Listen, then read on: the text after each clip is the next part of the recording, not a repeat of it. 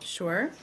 Admiral Kirby, I want to ask you about some remarks that the Russian Defense Minister said today. I guess he was responding to a speech that Secretary Hagel gave. And he said, I'll read you the quote, Chuck Hagel's thesis on the necessity for the American Army to deal with modern and capable Russian armed forces on NATO's doorstep is of grave concern. And he said it's proof that the Pentagon is working on scenarios for operations at the borders of our country.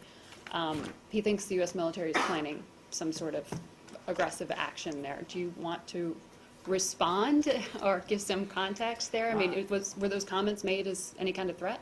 I've not had a chance to see the minister's comments, but rather than say what it isn't, let me tell you what the Secretary's point was yesterday when he gave his speech at the AUSA conference, and that is that the Army, just like the rest of the military, have to deal with two really important environments right now. One is fiscal, the other is security. The fiscal environment is very perilous now. Sequestration is still being held over our heads. And if it remains the law of the land, we don't believe, and the Secretary said this yesterday, that we're going to be able to meet the needs of the defense strategy, the President's defense strategy. It's that severe, particularly to our readiness accounts. The other environment is the strategic environment, and that is also extremely dynamic and uncertain right now.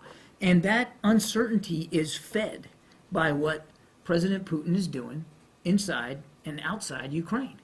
And it would be imprudent for us not to be thinking about the kinds of readiness capabilities we need to have throughout Europe, because we have significant treaty commitments through NATO to our allies there. So what the Secretary was referring to was not about, it was not about any, there was no threatening comments in that speech aimed at any one country. But he was speaking very candidly about the threats that we're facing around the world from a fiscal perspective and from a security perspective, and our need to be ready for it.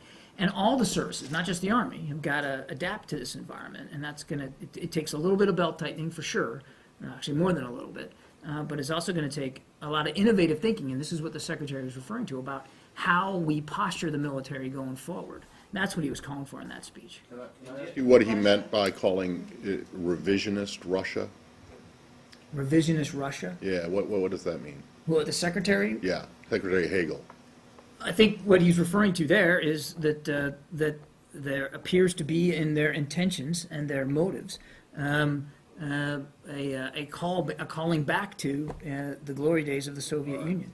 He also used that phrase, that its army, meaning Russia's army, on NATO's doorstep. Why is that? Is it not logical to look at this and say the reason that the Russian army is on NATO, the Russian army is at NATO's doorstep is because NATO has expanded rather than the Russians expanding? That, in other words, NATO has moved closer to Russia rather than Russia moving closer to NATO? Is that not an accurate way to look at this? I think that's the way President Putin probably looks at it. It's certainly not the way that we look at it.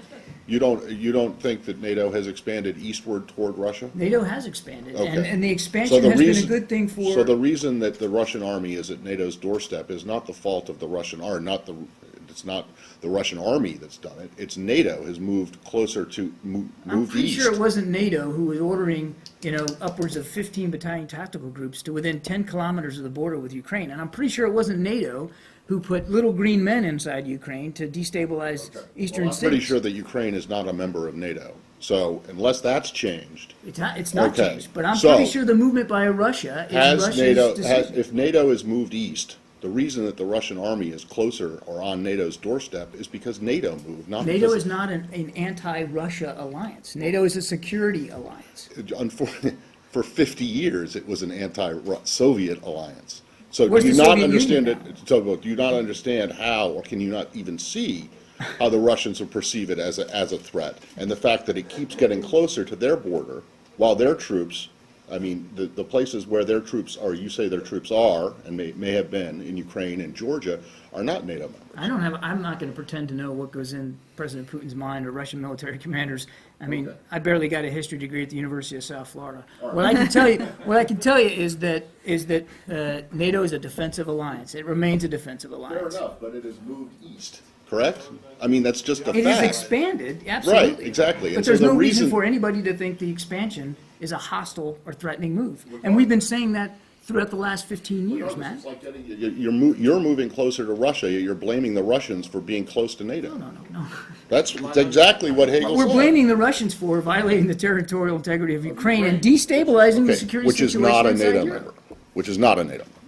I see to you Other on that countries point. feel threatened that are NATO members. We can just do a couple more. Go ahead, Pam.